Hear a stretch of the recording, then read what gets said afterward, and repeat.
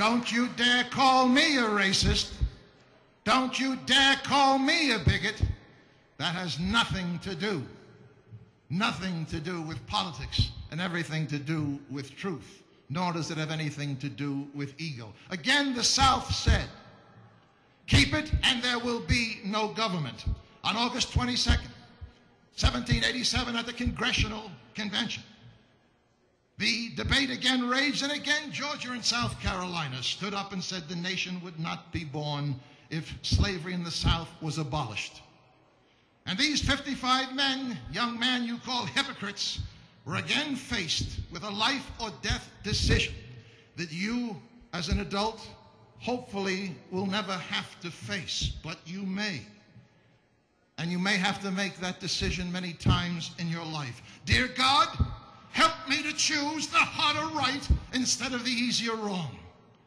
Now, you can argue, young man, you can argue black America, you can argue political left, that perhaps these men should have chosen to abolish slavery and started the Civil War right then and there and plunged an already bankrupted nation, an already badly damaged America into a devastating battle, possibly.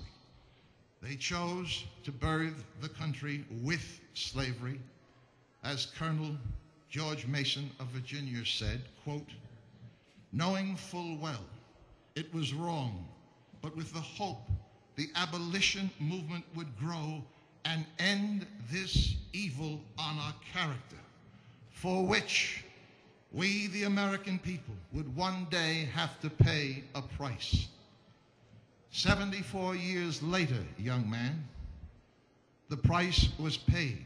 500,000 of the grandsons and great-grandsons of those hypocrites gave their lives to restore American character in the slaughter and shame that was the Civil War.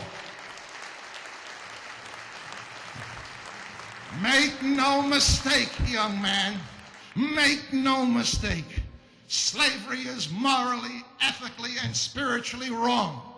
It was wrong in 1619 when the first boatload of slaves came to Jamestown, and the white settlers burned that boat, imprisoned the captain, and freed the slaves.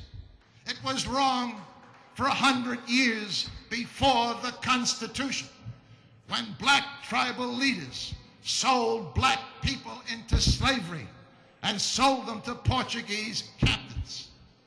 Slavery was wrong, young man, in 1787, when the founding fathers had to make a terrible decision.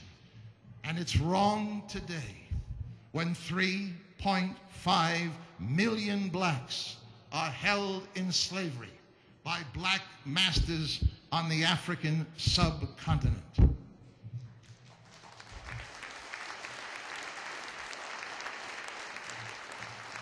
But young man, sometimes a people and a nation have to sadly suffer for a perceived greater good. There was a long pause.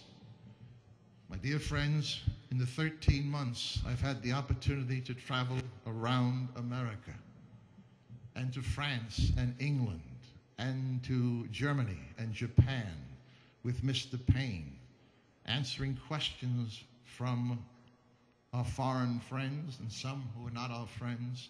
What's wrong with America? What's wrong with the American people? Why aren't they standing up? They're not saying that now, but they did then. And one of the most touching moments that I experienced happened with this young man. He looked up at me and he said slowly, I didn't know all that. Maybe I have to start learning the real story. He can't learn that real story.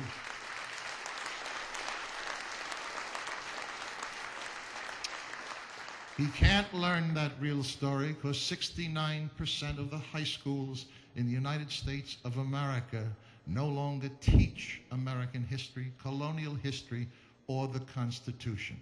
And that's why you're here. Now, if you are the champion a return to our founding documents, you must know it. I'd like just the young people in this audience to please answer this question. Well, that's silly. I suppose when you're 278 years old, everybody is younger than you. If there's anyone here who's over 200, you don't have to answer this question. Shout it out. True or false? Question.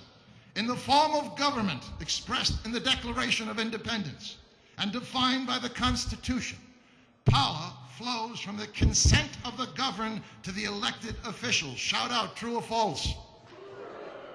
False! Power flows from God to the people, then to the elected officials. Don't forget your history, the history that's not being taught in your school and endowed by their creator, not the ACLU, not the local federal judge, but endowed by their creator with certain inalienable rights. The origin of our freedom, my friends, is called, particularly young people in the audience, it's called the natural law. It teaches, because we are created by God in his image and likeness, and because God is perfectly free, he created human beings perfectly free. Thus, freedom is our birthright. The Constitution doesn't give us the right. The Constitution affirms that God has given us the right.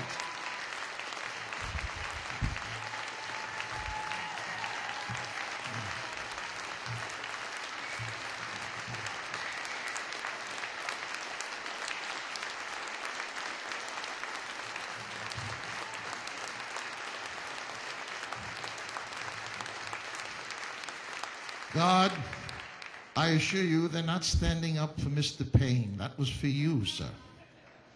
I need to do everything I can to get in his good graces.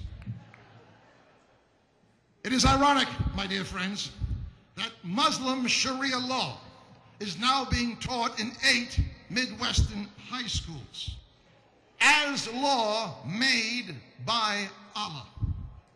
And those same schools refuse to teach our American rights come from God.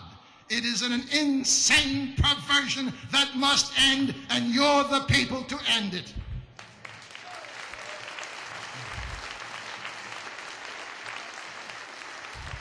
Shout out your answer.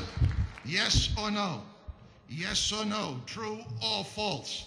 The president's principal job is to keep America safe. True or false? False. Read your Constitution. Stay afterwards, you'll have to do the blackboards. The Constitution says the president's first job is to keep us free. If he keeps us safe but not free, he is not doing his job.